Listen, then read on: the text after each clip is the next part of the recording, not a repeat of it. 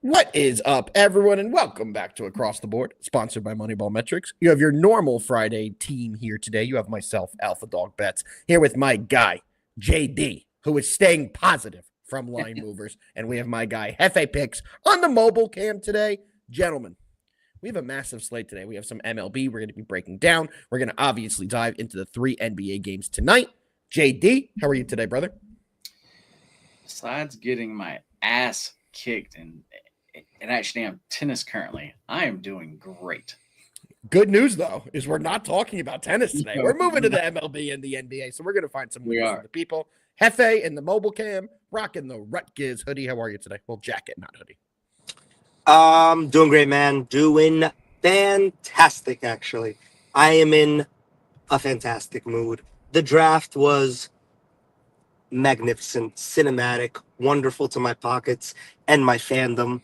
And the Knicks pulled out a win. That's all I'll say. That's all we can say about the Knicks, really, but I guess we'll kind of dive into it a little bit more because you guys know what we do on this show. We're going to recap how we did yesterday. So, fellas, Thursday recap. I'm going to start first. I swept the board on all the plays I gave up for free yesterday. Yet again, it's been an unreal run for the Alpha Dog team right now. We had a parlay last night of the Clippers with OKC. Thought that was dead when OKC was down by 436 points, but they battled back, got us the 2-unit winner there. I also was on the Knicks money line for the first time all series. Took me to game 3 to back them, but they got it done, and a big performance by the Knicks. A big day from the Alpha Dog team. Hefe, how'd you do yesterday? Great. Most of our draft futures hit pretty well. My biggest bet of the day by far was a future on Colston Loveland, first tight end. That hit. I lost my voice. I almost got Alpha noise complaint in his apartment. All was good. Yesterday's slate, we hit the Knicks. And that's really the only play other than the Panthers in hockey that we gave out, like that actually happened yesterday. So 2-0 on our normal plays and hit pretty much all of our futures besides freaking Will Johnson, who's still sitting there. Yeah, that knee injury. And when you read more about the reports of the surgery, the specific surgery that he needed, I don't know if you looked into that, but they had to take a bone out of his good knee. Take that bone, put it in the bad knee, and only 77% of players have ever come back to a decent level, and the longevity expected after this type of surgery is not very good. So I was reading up about it a lot this morning. Tough to see that for Will Johnson. Hopefully, we do see his name go early, and he gets his shot in the NFL. Come on. He's going in the first 10 picks tonight, 100%. Hopefully. He should. I mean, he should. The talent's there. At one point in early mocks during the season, he was literally a top 5 pick. Yeah, absolutely. So more to come on that. Quickly, Hefe, we do have to address this comment from Jabo. How do we feel about Jackson Dart? Jabo, I can answer for Hefe that was the number 1 quarterback he wanted. So from being with him last night and my eardrums exploding from when the Giants announced Jackson Dart, I can tell you that Hefe was very happy. I'm excited about the perspective of having Jackson Dart as the starting quarterback of the Giants going forward. He's a big body. We all know Brian Daboll, head coach of the Giants, really likes a mobile quarterback who's big, can move and throw on the run.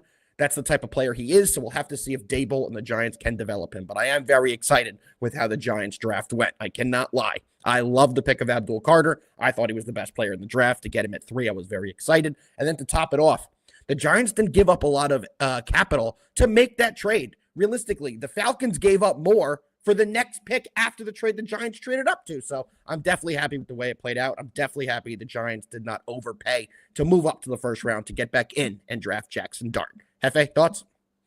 Yeah, that Falcons trade, not enough people are talking about that. I'm pretty damn sure James Pierce would have been available in the second round. I don't know what they're doing, giving up that capital to move up to a player that I don't think the Rams really. Uh-oh. Did I just cut out? Or am I still You did, but you're back now. You're back. We got you.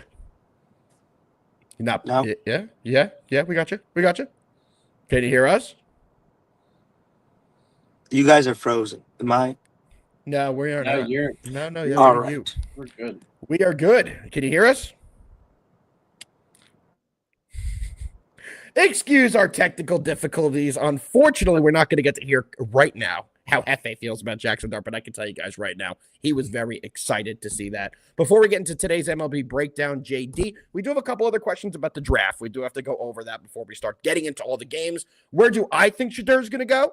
Without his last name, he is so weak. I mean, red hot take. That is a red hot take. This is where I thought he was going to be. I mean, JD, I know I've talked to you about this a million times. If Hefe was here, he could vouch for me as well. That I said Shadur is a top second-round talent, a top pick in the second round, and he did fall there. I was a little surprised he ended up actually falling there. I thought someone would take a chance, but I do think he's going to go to the Browns with one of their first 2 picks. Probably the first pick of the draft tonight is where I see Shadur going. The only reason I think it's the Browns is because the Steelers don't have a second-round pick. They did trade that to acquire DK Metcalf, so we will not see them pick in the second round. So they're kind of SOL right now. So I do think Shadur is going to go to the Cleveland Browns. JD, what do you think? I mean, to me, I either think like he's going to go there or either he's going to slip down and actually be a third-round pick. Yeah. I actually think it's either or there. So absolutely. Hefe, you with us? You Sorry, hear us? You're good? Yeah, I don't know what happened. Honestly, we you heard guys, you the whole time. We heard you. And saw you I couldn't hear you, and it was like I could see you moving. I couldn't hear you. Anyway, my point about the Falcons was I think Pierce would have been in their second round. I think it's ridiculous the capital they gave up. Shador is a toss-up, man. I think the Browns should take him in one of their 2 picks they have today, 2 in the top 4. To be honest, no, I don't. I think their ability to have 2 picks in the top 4 is their ability to fix major problems. They can get a running back of Travion Henderson. They can get Will Johnson at that other pick and put somebody next to Denzel Ward. There's the guy from Marshall who's really good. The Mike edge, Green. Mike Green. And I'm blanking out on who else there is. But there's another really good Eman Worry. Yes, exactly. South Carolina. Yeah. I mean, there is talent to be had that are quasi first round pick players. Absolutely. Talent. And also, you know what the Browns also need? A wide receiver. Yeah. And there's plenty of those. I don't know why they would take Shador so early. I don't think he goes. He might not. First 2-3 picks. So I do think he goes. If he doesn't go in these first 2 picks, I do think he slides. I think we're going to see another big slide from him. So more to come on that. We'll have to see how that plays out this evening. All right, guys. So we're going to dive right into a little MLB. We have a ton of games we're breaking down today. So you boys ready? Let's do it. Let's do it, gentlemen. First game we're breaking down today is going to be the Baltimore Orioles taking on the Detroit Tigers. The Orioles are 10-14 on the year, 5-8 on the road. The Tigers are home today where they are 10-3 on the year and 15-10 overall. Pitching for the Orioles, Brandon Young. Brandon Young has been an interesting pitcher to watch this year, and I do not mean that in a good way. You guys know we talk about whip on this show all the time, right? We talk about what's a good whip, what's a bad whip, what's an average whip, yada, yada, yada. Brandon Young is a 6.75 ERA. You all know that's bad. Brandon Young has a whip of a 2.5. That is one of the worst whips you can have. That means every single inning he's pitched, 2.5 base runners have gotten on base. That's pretty bad. On the other side, Casey Mize, 3-1 on the year with a 2.2 ERA. He has a whip of a 0.95 in 24 innings of work. He's allowed 16 hits, 7 walks, and 3 homers. Hefe, we're going to start with you. Weather implications in this game. Actually, JD, should we start with you and get a little weather report about this game? Yeah. Let's do it. JD, we need the weather report. Oh. Yeah, guys. In this game here, it's looking around game time and pretty much all throughout the game, there may be storms. I'm not sure that this game actually gets played. I really hope this game does get played because I really like something here. But yeah, this game definitely has a chance of actually not even being played, though. It does. It does. What do you like in this game if it does play and we do see this game? Brandon Young, you just, you know, as far as his numbers go, they are not good. Yep. This is a AAA guy. There's really what actually he like is. He is not ready for this yet. I'm not expecting him to actually like be up here long. Pretty sure that actually like they're gonna send him actually like right back down. This game to me, this is one of those lines I just don't understand. like actually you said, man, I think the books are just expecting Mize to actually get hit here. That's Yes. the only thing. That's the only thing that makes this line make any sense. Yep. But I mean the O's are really not hitting, and then like especially on the road, they're like really not. And actually, then the Tigers at actually home have been playing so well, man. Yeah. Let me pull that up. Well, what are they? 10-3 at home this year. Yeah, 10-3 at home. I mean, this this actually price on the Tigers, man, just seems really cheap. It's some are going to say it's a trap line. That's what I'm going to say in about 10 seconds. Yeah. Yeah, it actually might be. But sign me up, man. I'm actually going to fall for it. I hope you get it because that does not impact my play on this game. I'll jump in here next, guys. I am going to take the over 8.5. I do think we are going to see runs, and I do think this line indicates that they do expect Casey Mize to get hit a little bit. JD kind of alluded to it. And I do definitely think that Brandon Young is going to get hit a little bit. Guys, Brandon Young is a true rookie. He's a true rookie. I believe this is his second career start. Or maybe second or third. Either way, he hasn't been able to get out of the fourth inning. He's been getting hit hard, and he's not a guy that has the experience in these spots so far in his career. I think it's a tough ask. JD kind of put it perfectly. He's still at a minor league level. I do not think he's ready for the major leagues quite yet. That's been pretty apparent this year when he's been out on the mound. And unfortunately for the Orioles, Hefe, I know we've spoken about it ad nauseum so far this year, but they did not do anything to help this team. They needed to replace Corbin Burns when he left. They needed to retool that starting pitching for the Orioles, and they just didn't do it. People are wondering why they're not hitting. Well, their hits are all coming in Toronto because Anthony Santander left, and he's raking in Toronto, and they didn't replace him either. So the Orioles did a terrible job in the offseason. We've said it over and over on this show. And I think that's going to play out as the year continues to go on. They are 10-14. They do not look good at all. They keep regressing. They look like they're a team over the last 2 years that continuously is regressing. And we're going to see that tonight. I think we're going to see a ton of runs in this game. Over 8.5. Definitely my favorite play here. Hefe, thoughts? What do you got? I think the Orioles are headed towards a really scary place, man. They're probably headed towards a place where they got to look at all their young talent and be like, you know what? We got to trade somebody to get some veteran talent in here so somebody can teach these young guys how to freaking win. Yep. With that being said, I don't care if it's a trap. It's a bad pitcher versus a better pitcher, in my opinion. A bad team versus a better team, in my opinion. I'll take the Tigers on the money line. There we go. All right, boys. Well, we got a couple on the Tigers here. I like the over. So let's see if the Tigers win a very high-scoring game. I think that would do well for all of us. All right, boys. The next game we're going to be breaking down today is going to be Paul Skeens taking on the Dodgers because we all know there isn't much else on this Pirates roster outside of Paul Skeens. Paul Skeens comes into this game 2-2 on the year with a 2.87 ERA. In 31 innings of work, he's allowed 21 hits, 4 walks, and only 1 homer. On the other side, Yoshinobu Yamamoto. Yoshinobu is 3-1 on the year with a 0.93 ERA.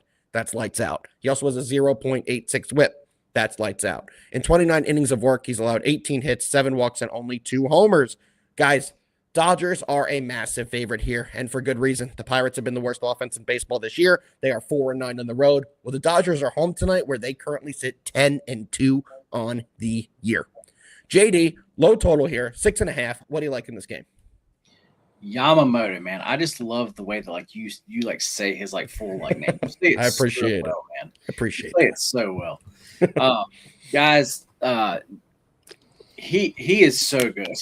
Yeah, he is. As far as like pitchers currently right now, he is actually one of the best, if actually not the best, in the league currently. I don't think the Pirates have actually seen him. I don't think anybody has. I believe you're correct.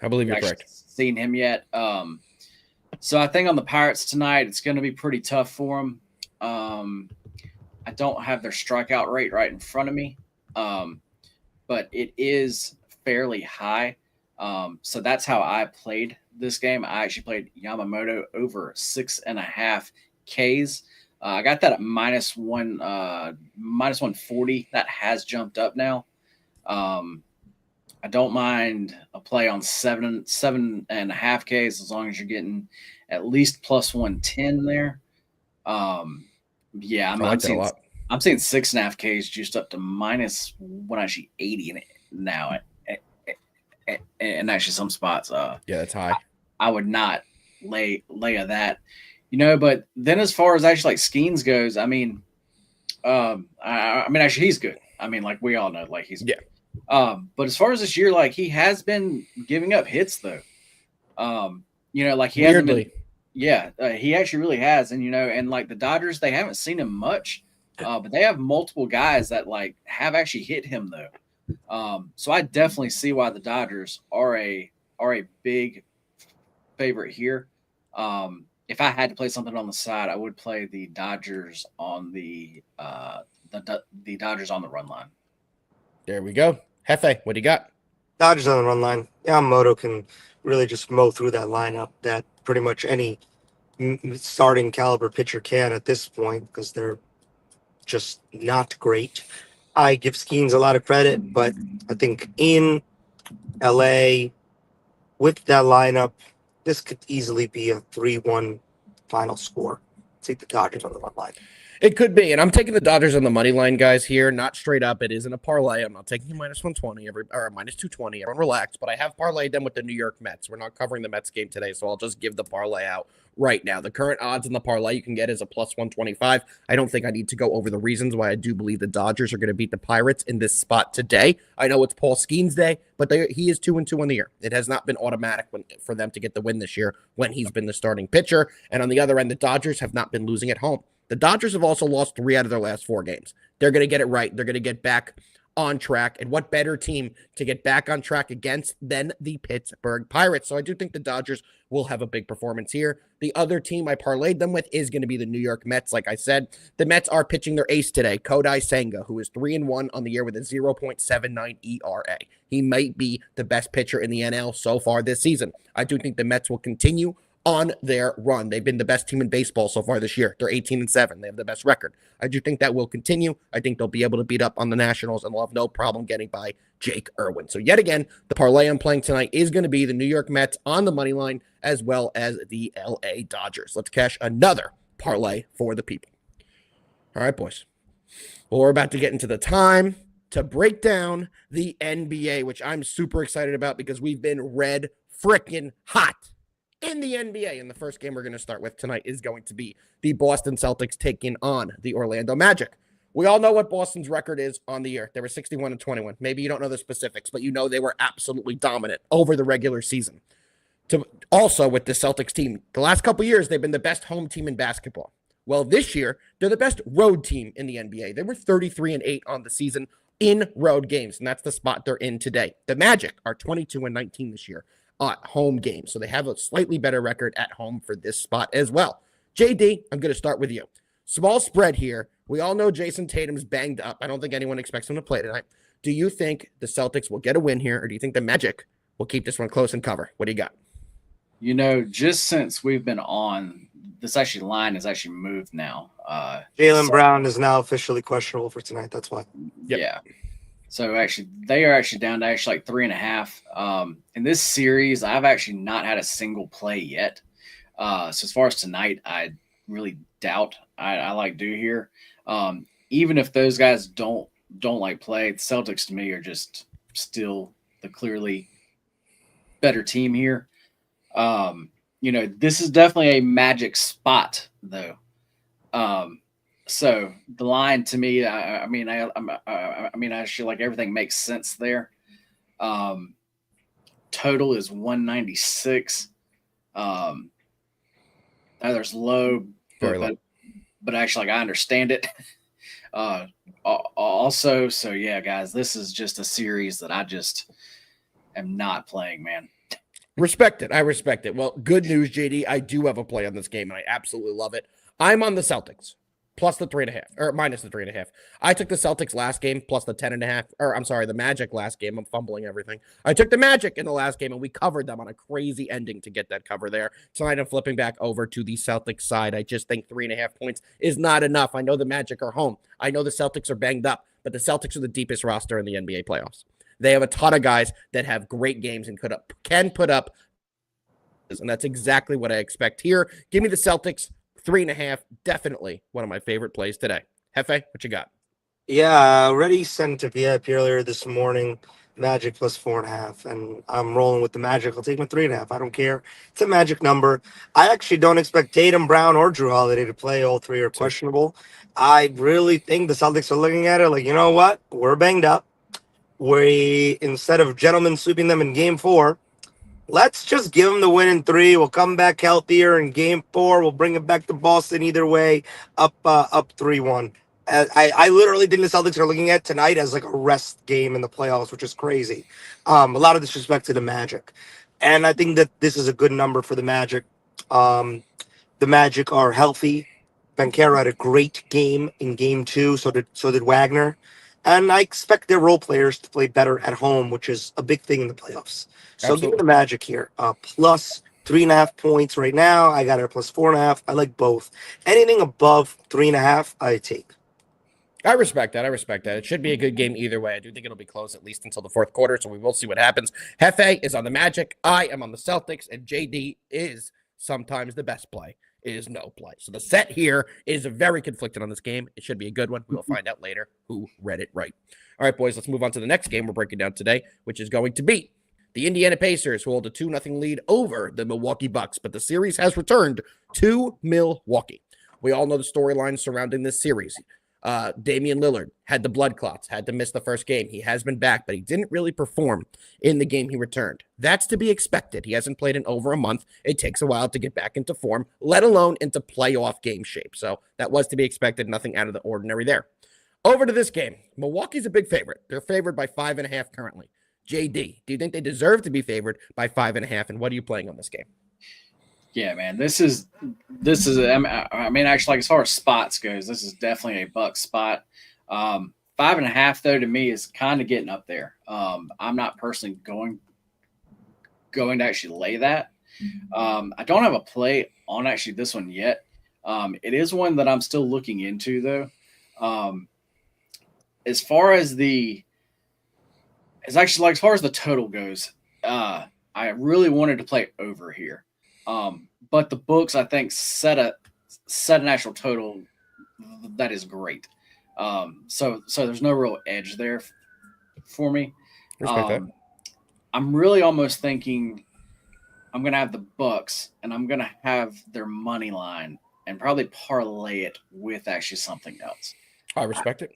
I haven't done it yet, but actually, that's my thought. So, JD, you know the following question I'm going to say to you. Yeah. When you make up your mind on that parlay and the people want to know the JD NBA parlay, where can they find that parlay? I will drop it in the MoneyBall Metrics Discord, which is the greatest Discord on earth. Make sure you guys get into the MoneyBall Metrics Discord. It's a ton of fun, a ton of winning, and we are in there all the time, hanging out, cashing bets, and like I said, winning. So, JD, you'll drop that. Hefe, I'm going to go to you. Pacers Bucks. I'm going to take a different approach here. I'm actually going to roll with Indy on the with the points plus 5.5. Do I think Milwaukee can win tonight? Absolutely. Do I think they blow out the Pacers? I do not. I think the Bucks are really down on themselves. I think the Bucks feel, for lack of a better term, old. Good point. Pacers, young, energetic, feisty, physical, just playing like they want it more, and the Bucks are kind of playing like, we're freaking breaking up in a month anyway, so who gives a crap if we win this series or not? Yeah. I expect the Bucks to come out strong though tonight. Dame and Giannis, they're too much of veterans to just lay down. But I don't believe in their role players. And I don't think the stars really change much road to home. It's the role players that change. But I don't believe in the Bucks role players. And the Pacers, as young as they are, they got a lot of playoff experience between last year, year before that, and now this year. And their role players have pretty much been the same throughout. Question for you on that as well. Do you also think the Pacers have the coaching advantage in this game, in this series? I do, but that hasn't really come to. There hasn't been enough of situational basketball in this series to like show, the coaching. And I'm sorry, at the end of the day, I don't want to disrespect Doc Rivers because he's been in this spot 1,000 times. No, I will. He has the edge, but there hasn't been that situation that it's needed to be shown. You think he has the edge, Doc Rivers, in a playoff series? The worst playoff coach ever? He has the experience, man. I mean, listen, Rick Carlisle. Experience at losing?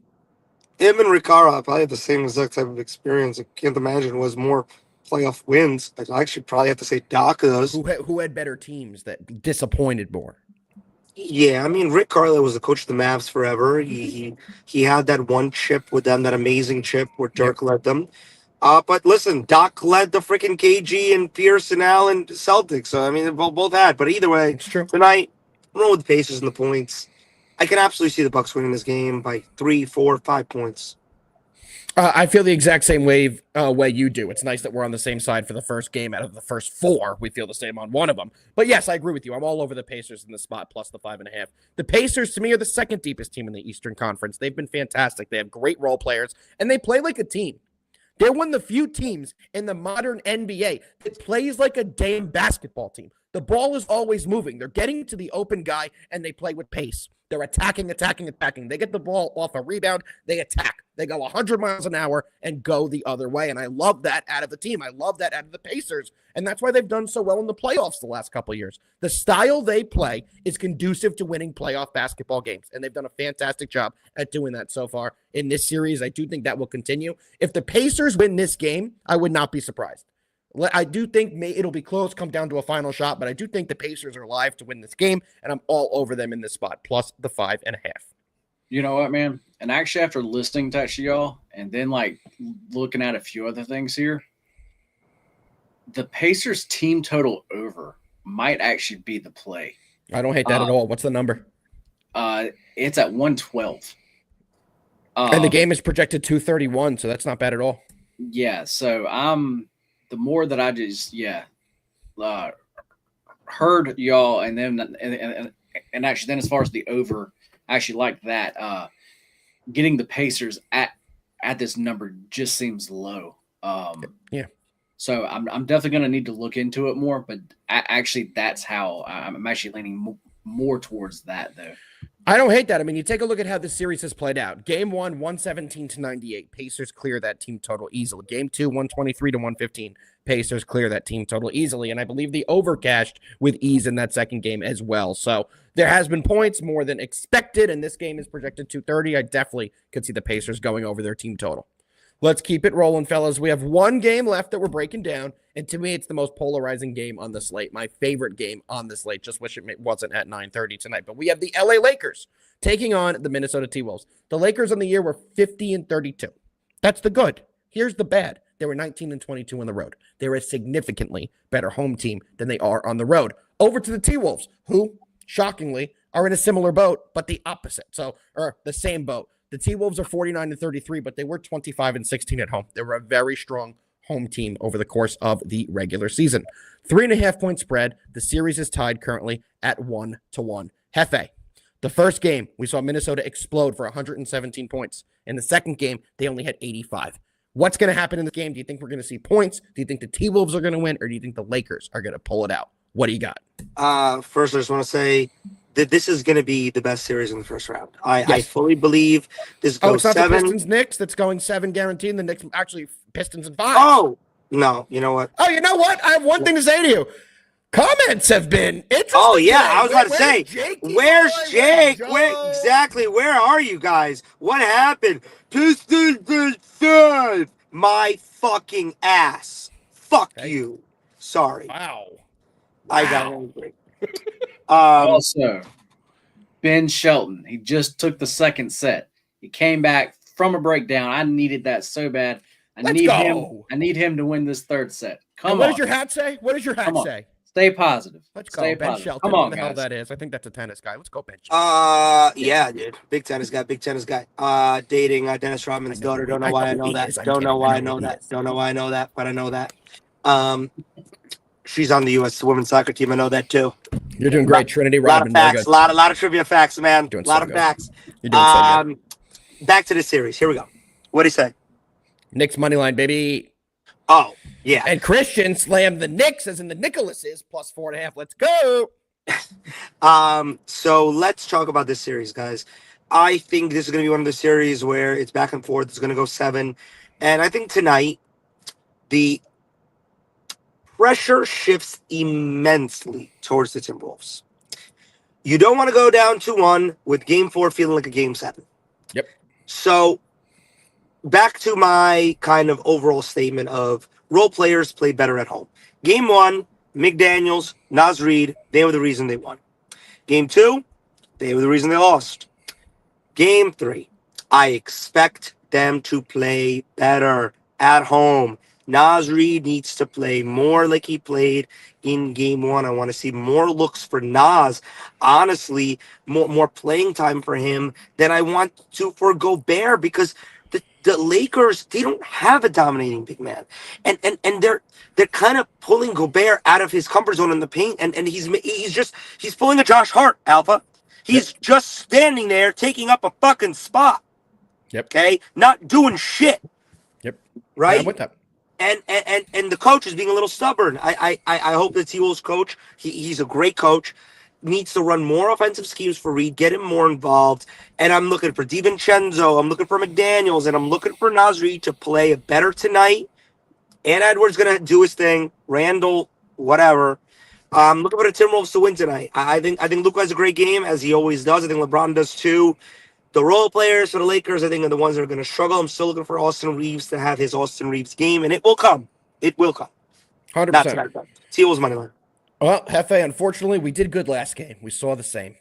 Okay. Unfortunately, we're back to being enemies, because I'm all over the Lakers on this spot. I took them with the +3. I sent it out early today, got all my bets out very early. So if you're in our VIP, you have this play already at the +3. But I'm going to be honest, I may add a small bet on the money line as well, because I do think the Lakers are the better team here. I think the pressure is all on the Timberwolves, if I'm being honest with you. And this is not a team that's exactly handled pressure well over the last couple seasons. I do think the Lakers will have a big performance. They have the 2 best players in the series, Luka Doncic and LeBron James. Yes, I know. Ant-Man is fantastic.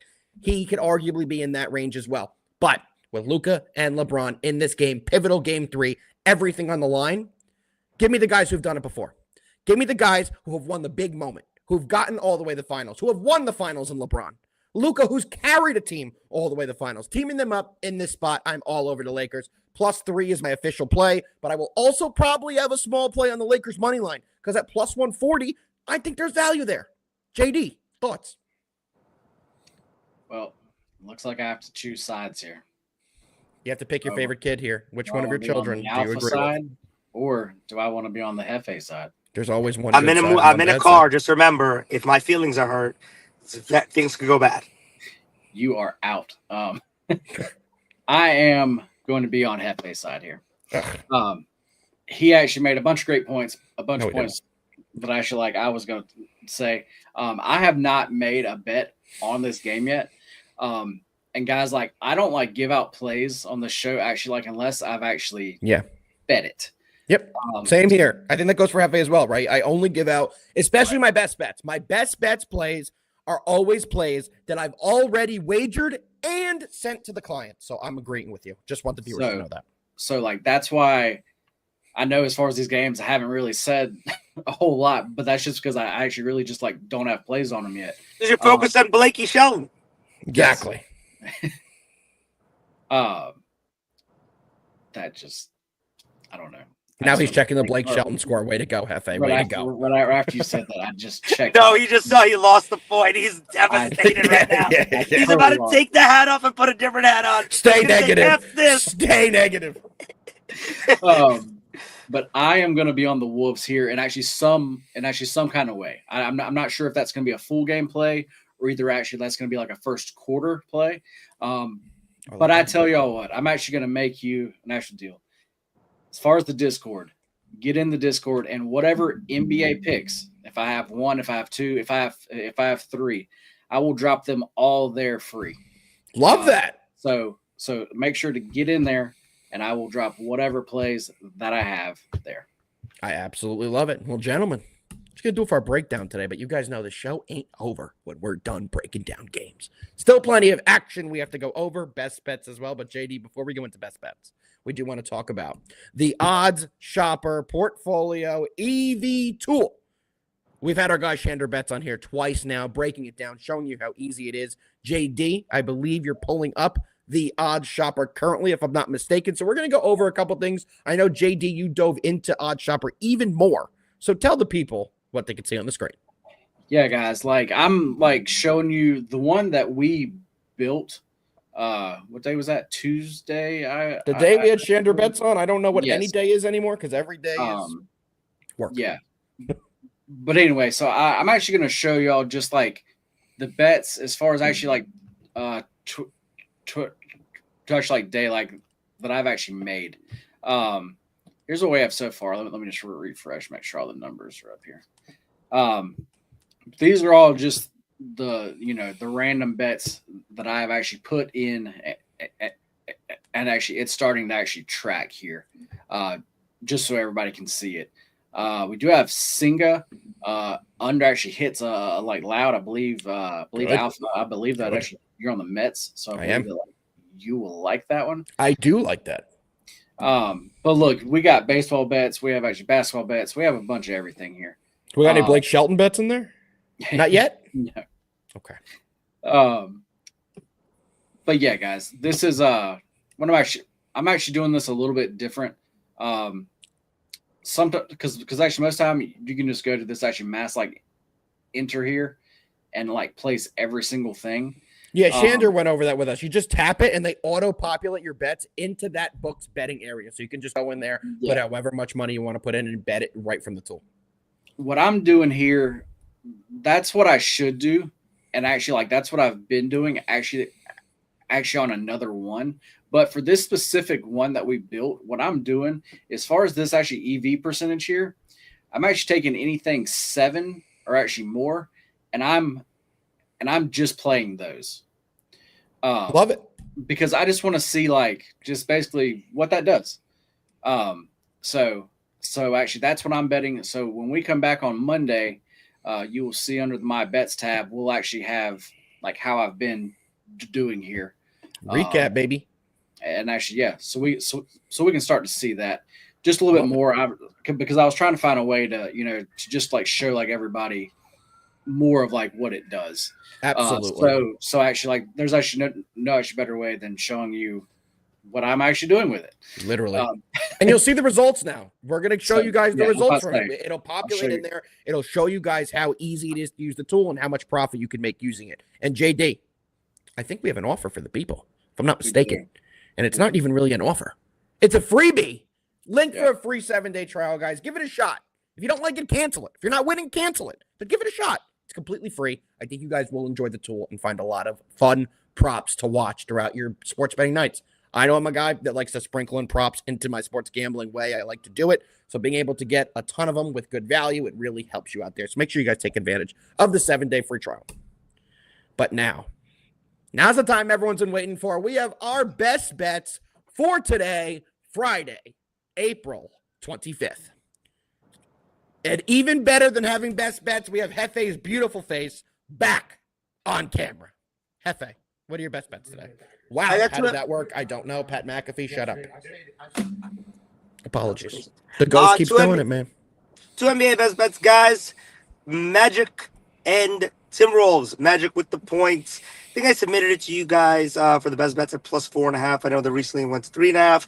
I'm good with any number above 3.5. And then Timberwolves on the money line. Just like the role players will show up for both teams. There we go. I'll jump in here next, guys. We're going to give 2 NBA plays out because we haven't missed an NBA in quite some time now. My 2 best bets are Lakers +3 and Celtics. I had it at -4.5. That's what the line was an hour before the show. It's currently at 3.5. Would I prefer to take the 3.5? Absolutely. But I sent it out this morning at 4.5. We're staying with the 4.5 line. Celtics -4.5. JD, best bets. I'm going to go with some, let's actually go with some baseball here. Give me the Tigers. Give me them on the money line. You can currently get that at -118. Just absolutely love that price. And then Alpha, say that name that you say so well. Yoshinobu Yamamoto. Yes, sir. Give me his strikeouts over. Never mind. It was 6.5. I got that at -140 at actually DraftKings. That's up to -170 at DraftKings now. You can get over 7.5 at +112 at actually FanDuel. Yep. So actually give me that one. And maybe play that one just a little bit smaller. But I like it. I like it. We have more props for the people. We have a bunch of winners. Let me put on the screen. Get your phones out. Take your screenshots. You can see what we're on. Hefe explained his Magic line. I explained my Celtics line. It's the same game. It's a little off. Take the better line. Don't if you go shop it. You can get a 3.5. These are the lines we got earlier. Shop it. You can get the better line. Like we said, Hefe got a better line than me. So he's going with the 3.5, which is the current. I'm going with the 4.5, which is what we took. All right, boys. It's been a fun show. We recapped a little bit of the NFL draft. We didn't go into it as much as I would have liked, but good news is round 2, round 3 are today. Round 4, 5, 6, and 7, I believe, are Saturday. So we'll be back Monday to go over the full NFL draft recap. We'll break down how we did in the Odds Shopper Portfolio EV tool with our props there. And I'm going to come back here and scream at Hefe because the Celtics win by 90 and the Lakers win by 90. Hefe, any parting words for the people before we get out of here today? Yep. I'm going to do something I never did before. I'm going to throw in a extra special, never before spoken about, third best bet. Wow. I know. Knicks, we don't know what it is. money line, Sunday, 1 o'clock, plus 100 odds. Knicks are going up 3-1, back to the Garden on Tuesday. Tell your mother, tell your sister, tell your father, I don't give a fuck. Knicks win game 4. Yeah, I'm going to piggyback off that. I am not on the Knicks on game 4, just to let you guys know. I don't know how balloons are coming up, but whatever you're doing, you're making balloons come up, and it was pretty cool. It was pretty wild. Cool. Yeah. JD, any parting words for the people today before we get the hell out of here? I know Hefe's good. Yep. Happy birthday, Hefe. Happy birthday. I know it's not Watch your this. birthday, that was cool. JD, any final words for the people? It is Friday. The weekend's so close. So very close. I hope everybody has a great one. And let's fucking win. Circle the wagons, baby. Let's fucking win. Hope the Knicks win on Sunday. And let's have a monster weekend. We appreciate all 1150 people who are still with us. We'll see you Monday. Peace. Peace.